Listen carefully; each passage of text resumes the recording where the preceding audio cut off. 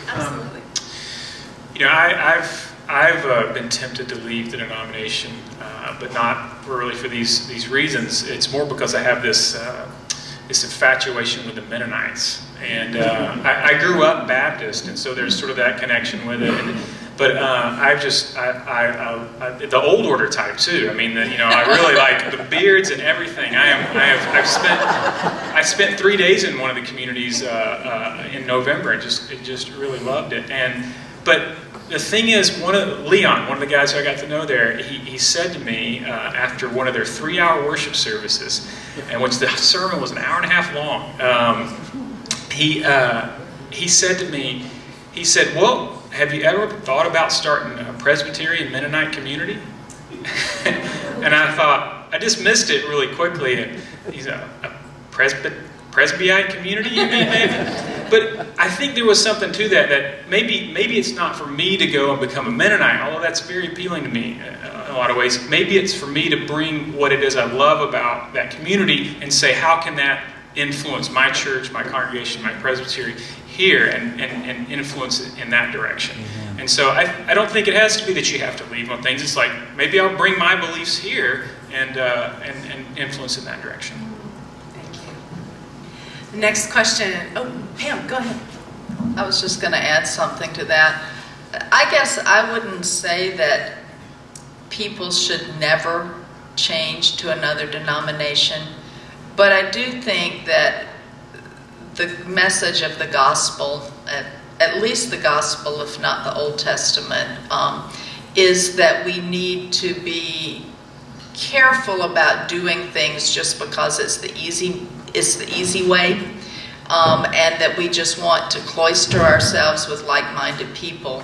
And so I think that you have to really examine yourself and go through a process of discernment if you feel that you should just go to another church or denomination, because we need to be in community with people who are different from us so that we hear different views and we have a better chance of discerning God's message truly through that.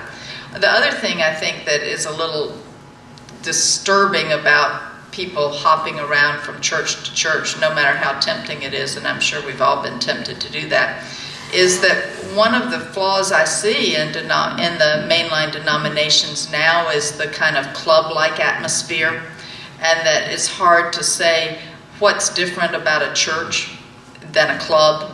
And I just think that's a mentality that we have to be really careful about, to try to see the church as our own social club. Thank you.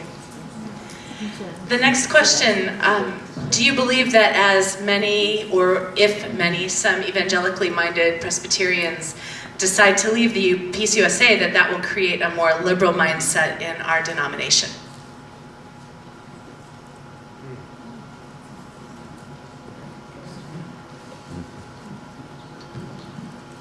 Depends how well we play in the sandbox together.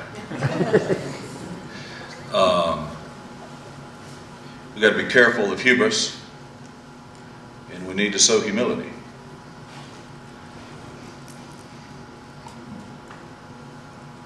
Any other thoughts about that? I've heard people say that the reason why 10A passed is because so many evangelicals had already left our church. I don't know if that's true or not, but that certainly is said. But I would just say amen to what Patrick said. And maybe we could possibly move beyond those labels we've been fed. I mean, imagine that. We wouldn't just define ourselves by left and right, and we would come into that place as common ground. I mean, the cross. I think if we talked more about how we're carrying the cross, that transcends political ideology and servant.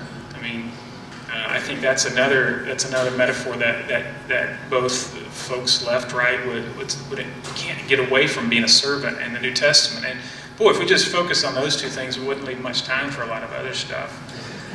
So maybe we could do that. Thank you. Next question.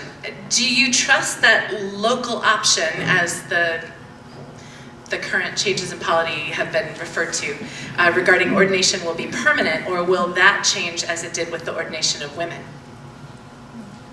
Maybe somebody wants to reflect on the history of that question for a moment and then answer it if you can.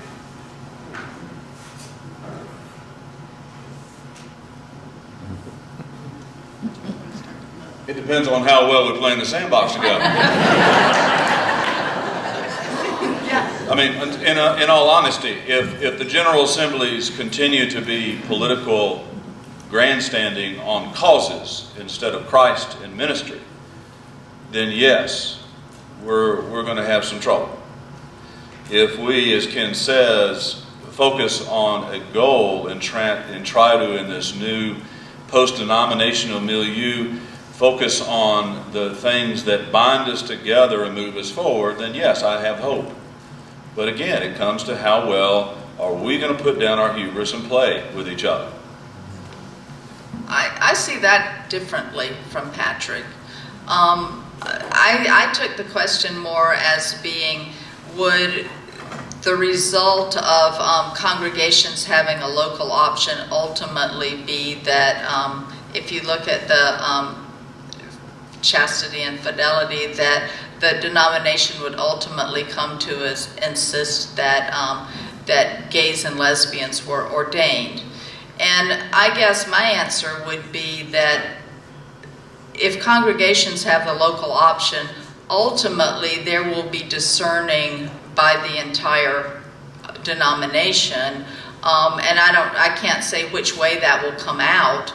But I go to the analogy of race. I mean, I think that a local option ultimately ought to, if the congregations are faithful to Jesus and God's call, result in a true discernment. And who knows how many decades or centuries that might take, but.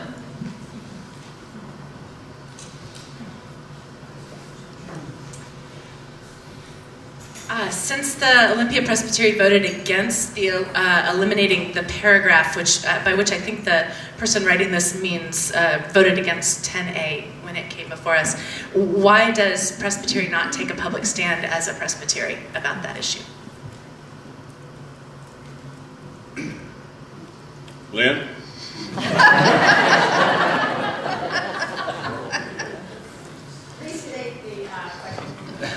Yeah.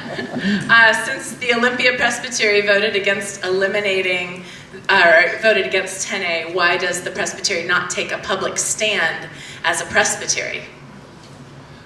Well, we voted against 10A, but we don't take a public stand in the midst of our diversity unless the presbytery were to vote to very intentionally do that. And we have not done that. And I think there also comes into play the whole issue of freedom of conscience. That the presbytery does not, for example, as senior pastor of UPPC, I do not speak for the church. I am their pastor, but ultimately the session has to speak for the larger church. I have my opinion, they have their opinion, but we have to work at this together. The presbytery is not, we tend to think of the presbytery as us and them, and it's those people. The reality is, presbytery is us. And we are one of the few synods in the denomination where all of our presbyteries voted against. But some of our presbyteries were more equally divided in their vote.